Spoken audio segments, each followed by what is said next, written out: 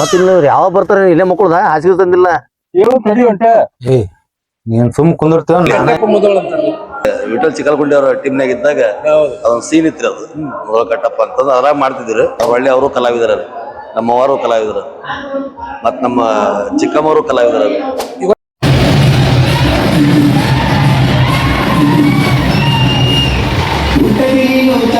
ಅವ್ರ ಅಪ್ಪ ಅಮ್ಮ ಕಲಾವಿದರು ನಮ್ಮ ಅಪ್ಪ ಅಮ್ಮ ಕಲಾವಿದರು ನನಗೆ 3 ಜನ ತಮ್ಮಂದಿರು ಅವರು ಕಲಾವಿದರು ಅಕ್ಕ ಕಲಾವಿದೆ ಹೌದ್ರಿ ಎಲ್ಲಾ ಕಲಾವಿದರು ಇಡೀ ನಮ್ಮ ಫ್ಯಾಮಿಲಿನ ಕಲಾವಿದರು. ಈಗ ಮುಂದಿನ ಕಾರ್ಯ ಮಾಡಿಬಿಡ್ರಿ ಜ್ಯೂಸ್ ಮಾಡ್ಬೇಕ್ರಿ ಅವ್ರು ಎಂದ ಮಾಡ್ಬೇಕು ಹೆಂಗ್ ಮಾಡ್ಬೇಕು ಊರಾಗ ಮಂದಿ ಎಲ್ಲರಿಗೂ ಊಟ ಕೇಳ್ಬೇಕಲ್ರಿ.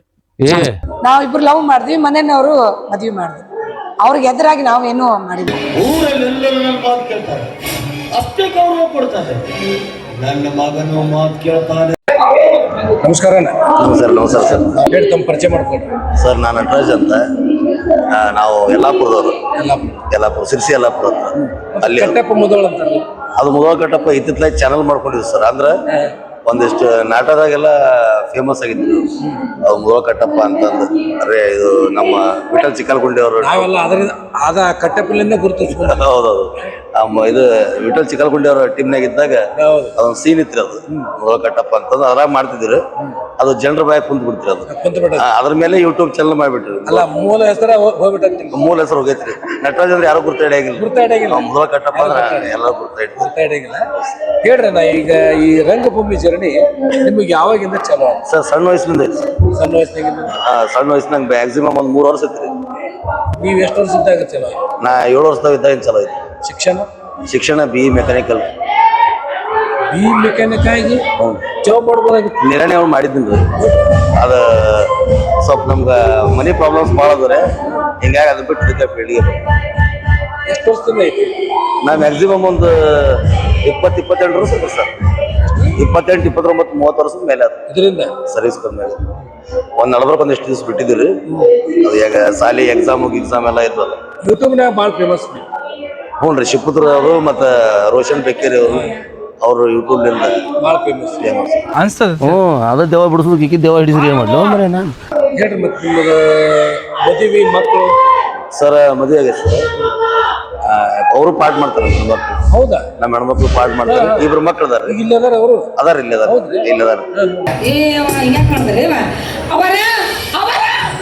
ಆಮೇಲೆ 2 ಮಕ್ಳು ಅದಾರ, 2 ಹೆಣ್ಮಕ್ಳು ಅದಾರ. ನಮ್ಮ ತಾಯಿಯವ್ರು ಅದಾರ. ನಮ್ಮ ತಂದೆಯವ್ರು ತೀರ್ಕೊಂಡ್ರು, ಹನುಮಂತಪ್ಪ ಅವ್ರ ಅವ್ರು ಒಳ್ಳೆ ಅವರು ಕಲಾವಿದರ.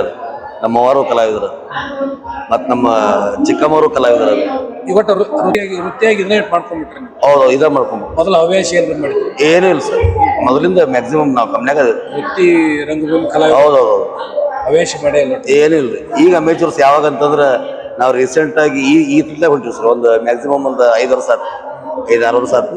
ಈಗ ರೇವಣ್ಣ ಅವ್ರ ಟ್ರಿಪ್ಪಿಗೆ ಮತ್ತು ವಿಠಲ್ ಚಿಕ್ಕಲ್ಗುಂಡಿ ಅವ್ರ ಟ್ರಿಪ್ಪಿಗೆ ಮತ್ತು ಆಮೇಲೆ ನಮ್ಮ ಏನು ಸಂಗಮೇಶಣ್ಣ ಅಂತದ ಉಪ್ಪಲ್ದಿನ್ನಿ ಅಂತಂದು. ಹೇಳ್ರಿ ಈ ಜರ್ನಿ ಬಗ್ಗೆ ನಿಮ್ಗೆ ಹೆಚ್ಚಿನ ಅನುಭವ ಮತ್ತೆ? ಸರ್ ಸಂತೋಷ ಐತೆ ಸರ್, ಸಂತೋಷ.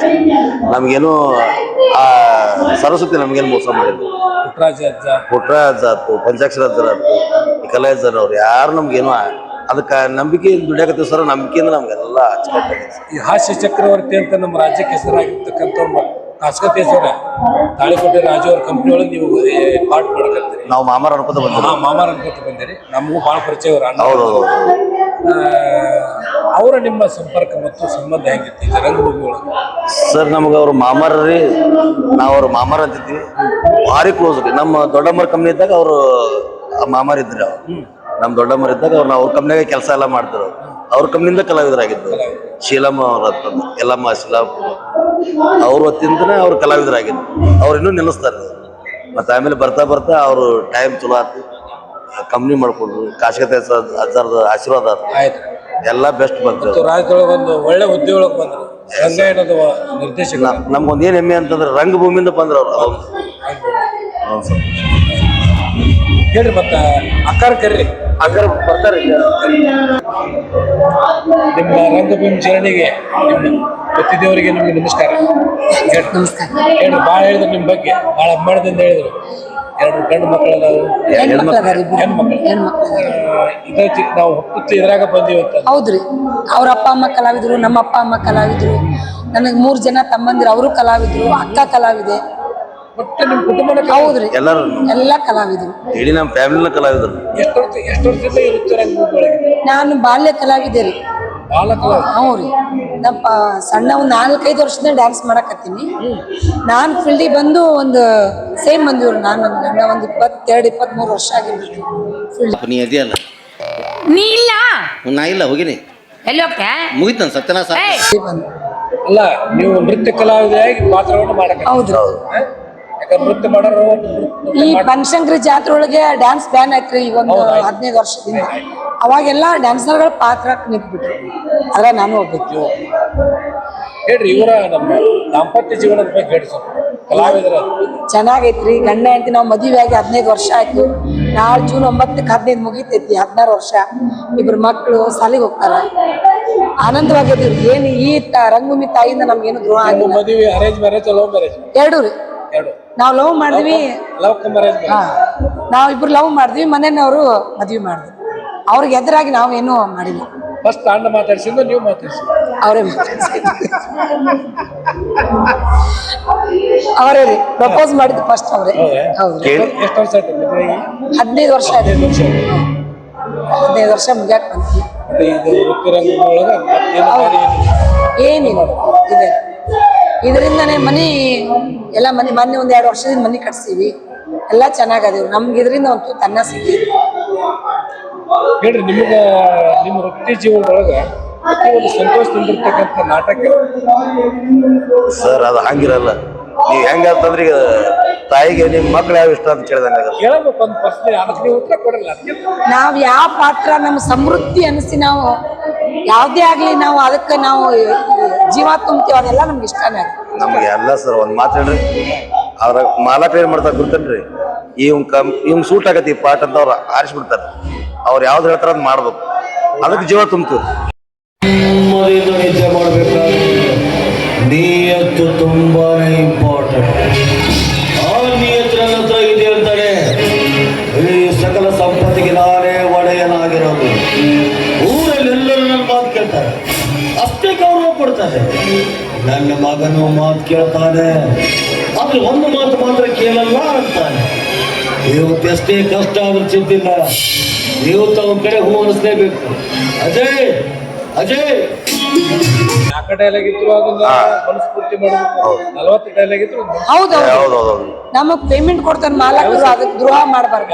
ಈಗ ಮಾಲಕರ ಆ ದೃಷ್ಟಿ ನೋಡ್ಬೇಕಂದಿರ್ತಾರೆ. ಈ ಪಾಠ ಇವ್ರು ಕೊಟ್ಟು ಹೆಂಗ್ ಮಾಡ್ತಾರೆ, ಆ ಪಾಠ ಪ್ರಕಾರ ನಮ್ಗೆ ಹಾಕಿರ್ತಾರೆ, ಅದು ಮಾಡ್ತೀವಿ. ಹೇಳ್ರಕ್ಕ, ಈ ನಾಟಕದಲ್ಲಿ ತಮ್ಮ ಯಾವ ಪಾತ್ರ? ನಂದು ಕಾಮಿಡಿ ವಿತ್ ಹೀರೋನಿ ಬರತ್ರಿ. ಸ್ಟೋರಿ ಕಾಮಿಡಿ ಸ್ಟೋರಿ ಟಚ್ ಐತಿ. ಇವ್ರದ್ದು ವಿಲನ್ ಐತಿ. ವಿಲನ್ನು ಆಸೆ ಐತೆ? ಇವ್ರದ್ದು ವಿಲನ್ ಆಶಾ, ನಂದು ಸ್ಟೋರಿ ವಿತ್ ಕಾಮಿಡಿ. ಕುಮಾರಿ ಕರೆದಂತ ಇದ್ದಾರೆ, ಎಲ್ಲಿ ಹೋದ್ಲು? ಓಹೋ, ಕುಮಾರಿ ಕರೆದು ಕೇಳ್ತಿನಿಗೆ ನಾ ಕರೆದು ಕೇಳಿಲ್ಲಲ್ಲ. ನೀತಿ ಗಂಡಾಗಿದ್ದೆ ಅಂತ ಕಾಣುತ್ತ. ಇರ್ಲಿ, ಅಜಯ್ ಕಾಣ್ತಾ ಇಲ್ಲ. ಎದ್ದು ಹೊರಗಡೆ ಹೋಗಿ ಬಹಳ ಹೊತ್ತಾಯ್ತು ಮಾವ. ಸಾವಿತ್ರಿಗೆ ಒಂದು ಮಾತು ಕೇಳ್ತೀನಿ, ನಡೆಸ್ಕೊಡ್ತೀನಿ. ಅದೇನಂತ ಹೇಳಿ ಮಾವ, ನಿಮ್ಮ ಮಾತಿಗೆ ನಾನು ಪ್ರತಿ ಆಡೋದಿಲ್ಲ. ಸಾವಿತ್ರಿ, ಮನುಷ್ಯನ ಜೀವನದಲ್ಲಿ ಯಾವ ಸಂದರ್ಭದಲ್ಲಿ ಏನು ಬರುತ್ತೆ ಅಂತ ಹೇಳೋದಕ್ಕಾಗೋದಿಲ್ಲ. ಆದರೆ ಸಮಯಕ್ಕನುಸಾರವಾಗಿ ನಡೆದುಕೊಂಡು ಹೋಗ್ಬಿಟ್ರೆ ಅವನ ಜೀವನ ನೆಮ್ಮದಿಯಿಂದ ಸಾಗುತ್ತೆ. ಅದ್ಭುತ ಕಲಾವಿದರು ಇರ್ತಾರೆ. ಯಾಕಂದ್ರೆ ಒಂದನ್ನ ನಿರ್ವಹಿಸೋದ ಕಷ್ಟ ಐತಿ. ಈಗ ನೀವು 2-3 ಪಾತ್ರವನ್ನ ಒಂದೇ ನಾಟಕದ ಮಾಡ್ತೀರಿ. ವಿಲನ್ ಮಾಡ್ತೀರಿ, ಆಶೆ ಮಾಡ್ತೀರಿ. ಇವರು ವಿಲನ್ ಕಮ್ ಆಶೆ. ಆಶಾ ಅಪ್ಪ ಅಮ್ಮನಿಂದ ಬಂದೈತ್ರಿ. ಇದು ದೇಣಿಗೆ ಅಪ್ಪ ಅಮ್ಮ ಕೊಟ್ಟಿದ್ದು ನಮಗ. ನಮ್ಮ ಅಪ್ಪರು ಹಂಗೆ ಇದ್ರು. ರಕ್ತಗತವಾಗಿ ಹೌದೌದು. ನಮ್ಮ ಅಪ್ಪ ಅಮ್ಮ ಕಾಮಿಡಿ ಕಲಾವಿದ್ರು, ಇವ್ರ ಅಪ್ಪ ಅಮ್ಮ ಆಲ್ರೌಂಡ್ ಕಲಾವಿದ್ರು. ಊರಲ್ಲಿ ನಿಮಗೆ ವಿಲನ್ ಅದಕ್ಕೆ ಹೌದೌದು. ಒಂದಾದ್ರೂ ಅದನ್ನ ಮಾಡ್ತಾರೆ. ಅದೋ ಮಾಡುತ್ತೆ. ಇನ್ನು ನೋಡೋಣ ರೀ ಅಮ್ಮ. ಮಾತು ಬಿಟ್ಟಾಗ ಏನೋ ಮಾತನ್ನು ಕೆಲಸ ಸ್ವಲ್ಪ ಪ್ರೀತಿಯಿಂದ ಹೇಳಿ. ಹಿಂಗ್ಯಾಕ್ ಮಾಡ್ತಾರೆ